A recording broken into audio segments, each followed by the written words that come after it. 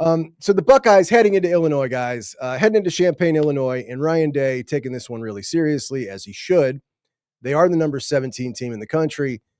And this is a game that at the start, before the season, in the off season, where we kind of just devoured the schedule, this one always stood out as that's a game right there. That one could not just be sneaky tough, but really, really tough. Remember, they were a top 10 team coming in, and it's clear they did not deserve to be that.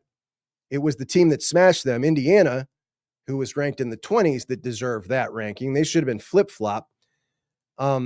Before I go any further, I want to tell you something. Indiana has made such an investment in football that's on the recruiting trail. I'm seeing a ton of highly rated prospects schedule official visits to Alabama, Ohio State, Texas, and Indiana. You would not believe the amount of highly rated prospects. Now, they're not landing any yet, but the fact that they're getting these guys to come to Indiana for official visits, like this caliber of guy, they're going to start elevating their recruiting. And that doesn't happen without a lot of money. So they are supporting this. They're all in, and they've clearly got it.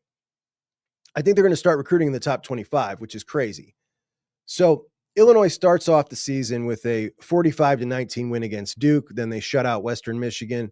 Then Indiana comes in and beats them 63-10. Illinois rushed for 2 yards a carry against Indiana, just 11 attempts from their running backs for 29 yards. Luke Altmaier passed for 159. And on the other side, Indiana 267 through the air, and they ran it down their throats, 312 yards. 312 yards rushing. Now, Ryan Day said this is a top 10 matchup is how they're looking at it against Illinois. Throw the tape out from the Indiana game because that's not who they are. And the following week, they played really good against USC. USC, a really good running team, by the way. USC is averaging over 6 yards a carry, and they're a very good offensive team altogether, to be honest. They passed the ball great as well. But Illinois beat them 34-2. USC was ranked.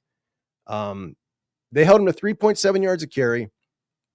USC threw for 364 on them, though, which means their defense can be had in the air. It can be had on the ground. Just depends what you're focused on and what they're trying to shut down. Defensively, Illinois has given up 397 a game. That is 64th in the country. They've allowed 19 touchdowns to Ohio State's 2. On the offensive side of the ball, Illinois is good for 267 in the air and 397 total. That's 38th in the country. We know Luke Altmaier is a good quarterback. He's a solid veteran quarterback. Ryan Day knows this is a veteran team. He has a ton of respect for Burt, as all the Big Ten coaches do. And you could say there's a couple of different ways you could see Illinois, potentially keeping this thing close. But which team are you going to get? You're going to get the one that played Indiana? You're going to get the one that played USC? I don't know. It could just be that Indiana really is that much better than them, which would mean Ohio State should be that much better than them as well. The way Indiana beat them, I mean, they could just have reached the top tier status of the Big Ten. Last year, they were just kind of a step below that top tier status.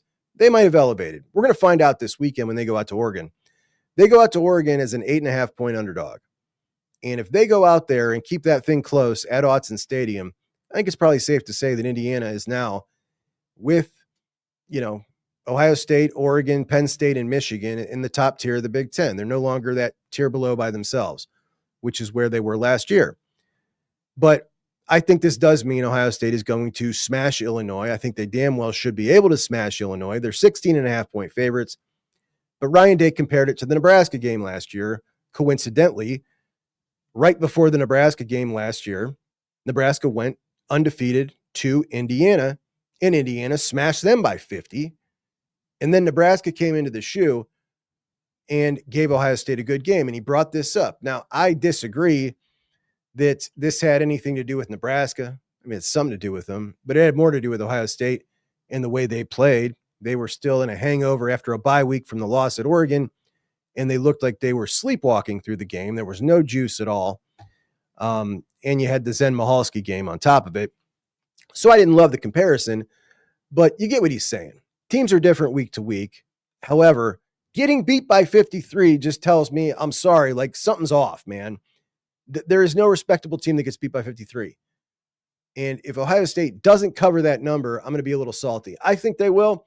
They've been a cover machine so far this year. They have covered all the big games. They covered Texas. They covered Washington. They just covered last week. And I think they cover that 16.5 points. I think they win by 3 touchdowns. Anything less will be uncivilized. The Buckeyes, a cover machine. So give me the Buckeyes to win by 3 touchdowns over Illinois this weekend. There are some other massive games in the Big Ten that are going to affect the race this year. Obviously, you got the Indiana and Oregon game. I like the Ducks to win that game, but I'm going to say that Indiana gets in that 8.5 points. I'm going to take Indiana with those points.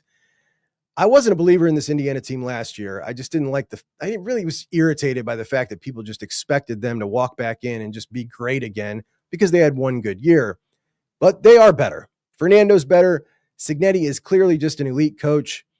And if I was Penn State, I would do everything in my power to bring that Pennsylvanian home to coach Penn State. Way more than Matt Rule, who's kind of been the guy that their fan base has been targeting forever because Matt Rule's a Penn State guy. Matt Rule's been known to turn fledgling programs into solid programs. Curt Cignetti, what he's done at Indiana, totally different level. I think he'd be perfect at Penn State, and that's who I would want if I was them. But I think that they are going to go out and compete with Oregon. And if they do, I think that proves a lot about them because so far we've seen them against Ohio State and Notre Dame, and they couldn't compete when they went up against one of the big dogs. So let's see what they can do against Oregon, and that'll be a really exciting game. For the entire existence of this conference, they've been the doormat, and now they look like they might just be an annual playoff contender. This is honestly one of the amazing stories of like my college football life is what's happened in Indiana here. That game against Penn State later on in the year, that's going to be a huge one for their profile as well. Like if they hang tough with Oregon and then they go beat Penn State, who even though they've lost a couple of games, that is still a good team. They're just, they don't got it together right now. So interesting to know what you guys think about that game.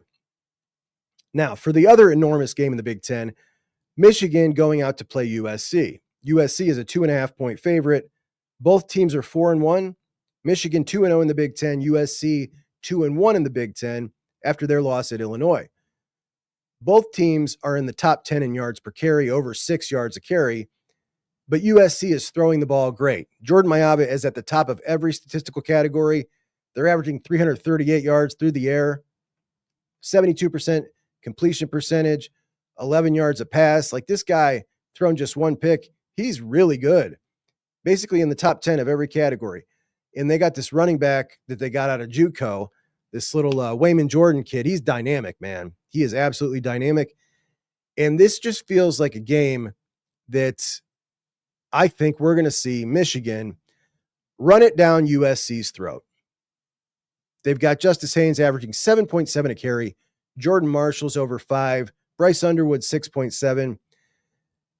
You know what they're going to do? This is what you do with a dynamic offense. You run the clock, you limit their possessions, you beat them up on the ground. Basically, everybody's strategy against us, but we just kind of give that to them now. But that's what Michigan's going to do. And I think that Michigan is going to go out there and beat USC in the Coliseum straight up. And that game is enormous for the playoff race. If USC can beat Michigan, they got a huge game against Notre Dame. Then they play Nebraska, Northwestern, and Iowa. Then a huge game against Oregon. Meaning if they beat Michigan, all they got to do is handle their business and split the games between Oregon and Notre Dame, and they're a playoff team. On the flip side, if Michigan wins against USC, they're essentially a lock for the playoff, in my opinion, which I did not expect coming into the year.